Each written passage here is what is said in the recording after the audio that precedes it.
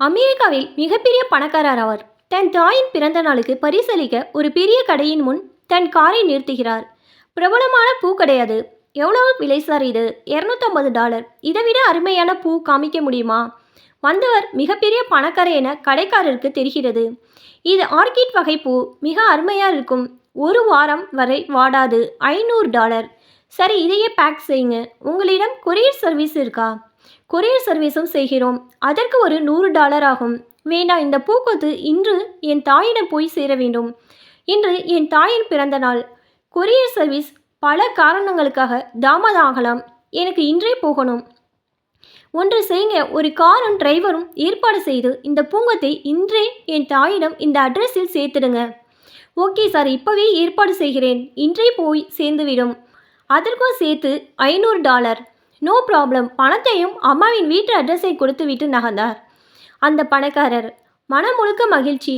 தன் busy நேரத்திலும் தன் அம்மாவின் பிறந்த நாளை மறக்காமல் பூங்கொத்து அனுப்பிவிடுகிறோம் என சந்தோஷத்துடன் காரில் ஏறப்போக ஒரு சின்ன சிறுமி, ஒரு 5-6 வயது இருக்கும், அழுதபடி இருக்கிறாள்.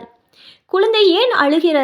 அங்கிள், எனக்கு $1 பணம் தர முடியுமா? ஓகே, $1 தானே தரேன். எதற்கு பணம்? ஏன் அழுகிறாய்? ஏதாவது தொலைத்து விட்டாயா? நோ அங்கிள், எங்கள் அம்மாவின் பிறந்த நாள் அங்கிள் இன்று. நான் வருடம் அம்மாவின் பர்த்டேக்கு அம்மாவுக்கு பிடித்த ஒரு ரோஜா பூ வாங்கி தருவேன் என்று அம்மாவின் பிறந்த நாள். என்னிடம் பணம் இல்லை. நீங்கள் $1 கொடுத்தால் ஒரு ரோஜா பூ வாங்கி அம்மாவிற்கு கொடுப்பேன். அம்மா எனக்காக வெயிட்டிங். ப்ளீஸ் அங்கிள், $1 தர முடியுமா? பாவம், ஏழை பெண் அவள். $1 என்னம்மா, $10 தரேன், எடுத்துக்கோ. வேண்டாம் அங்கிள், ஒரே $1 போதும் என $1 மட்டும் எடுத்துக்கொண்டு சிட்டாக பறந்தாள் அந்த சிறுமி. ஏதோ சாக்லேட் வாங்க தான் அப்படி $1 கேட்குறாளோ என நினைத்து அந்த பணக்காரன் மெதுவாக காரை அவள் செல்லும் இடம் நோக்கி செலுத்த சொன்னார் டிரைவரிடம். ஒரு சின்ன பூக்கடையில் $1 கொடுத்து ஒரு சிகப்பு ரோஜா பூ வாங்க கடைக்காரர் அதை அழகாக பேக் செய்து கொடுக்கிறார். மிகுந்த சந்தோஷத்துடன் அந்த சிறுமி பூவை எடுத்தபடி ஓட, அச்சிறுமி எங்கே போகிறாள், எந்த வீடு, தாய் யார் என அறிய டிரைவரிடம் காரை சிறுமியின் பின்னால் போக சொல்கிறார். சிறுமி பல தெருக்களை கடந்து ஓடுகிறாள். அவளுக்கு தெரியாமல் அவளை பின்தொடர்கிறது கார். பல வளைவுகளை தெருக்களை கடந்து ஓடும் அவள் போய் நிற்கும் இடம் சமாதி. ஒரு கல்லறையின் அருகில் போய் நின்று ரோஜா பூவை வைத்து, அம்மா ஹாப்பி பர்த்டே, உனக்கு மிக பிடித்த ரோஜா பூ நான் வாங்கிட்டு வந்துட்டேம்மா என கூறி அம்மாவின் கல்லறையில் முத்தமிட பார்த்து கொண்டிருந்த அந்த பணக்கார கண்ணிலிருந்து நீர் வந்தது.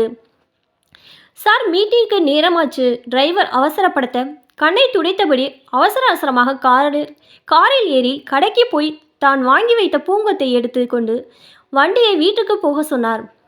பெரிய கார் தன் வீட்டின் முன் நிற்பதை பார்த்த 92 வயதுடைய தாய் கண்ணை சுருக்கி யார் அது என பார்க்க, அம்மா என அழைத்தபடி பூங்கொத்தை கொடுத்து, பிறந்தநாள் வாழ்த்துக்கள் அம்மா என காலில் விழுந்த மகனை ஆற தழுவிய தாய், உனக்கு இருக்க எக்கச்சக்க வேலையில் ஏப்பா நீ வந்த?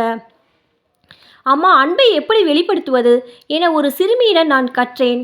உயிரோடு இல்லாத தன் தாய்க்கு அச்சிறுமி எப்படி பூங்கொத்தை கொடுத்து அன்பை வெளிப்படுத்தினால் நெகிழ்ந்து விட்டேன். ஆனால் நான் அச்சிறுமியின் மூலமாக அன்பை எப்படி வெளிப்படுத்துவது என அறிந்தேன். உயிரோடு இருக்கும் என் தாய்க்கு நேரில் வந்து பார்த்து வாழ்த்து பெறுவதை விட பெரிய பாக்கியம் எனக்கு ஏது? மகனை கட்டி அணைத்து முத்தமிட்டாள் அந்த தாய். தாய் தந்தை இருப்பவர்கள் அவர்களுக்கு கொடுக்கும் மரியாதையை, அன்பை வாரி வழங்க தவறாதீர்கள். அன்பை வெளிப்படுத்த மறக்காதீர்கள். உங்கள் பண்பின் அன்பை நினைத்து மகிழ்ந்து ஒரு சொட்டு கண்ணீர் உங்கள் தாயின் கண்களிலிருந்து வந்தால் உங்கள் வாழ்க்கை சிறக்கும். எல்லா தாய்க்கும் தன் பிள்ளைகளின் மகிழ்ச்சி உயர்வு என்றும் சந்தோஷத்தில் மகிழ்ச்சியில் எல்லா தாயின் கண்களிலும் ஆனந்த கண்ணீர் தான் சுரக்கும்.